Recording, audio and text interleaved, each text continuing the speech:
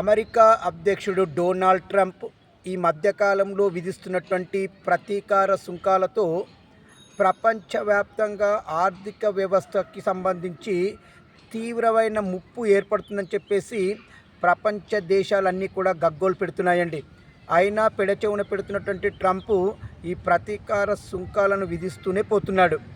మరి దీనిని అరికట్టడం కోసం, ఆర్థిక వ్యవస్థని పరిపుష్టి చేయడం కోసము భారత్ మరియు ఐరోపా యూనియన్ ఈయూలు సంయుక్తంగా ఎప్పటి నుండో ఈ ఇద్దరి మధ్యలో పెండింగ్లో ఉన్నటువంటి మెగా స్వేచ్ఛా వాణిజ్య ఒప్పందాన్ని, అంటే ఎఫ్టీఏని, ఫ్రీడమ్ ట్రేడ్ అగ్రిమెంట్ని ఈ సంవత్సరం చివరికల్లా పట్టాలెక్కించడానికి సంసిద్ధత వ్యక్తం చేసినట్టుగా విశ్వసనీయ సమాచారాలను బట్టి తెలుస్తుందండి.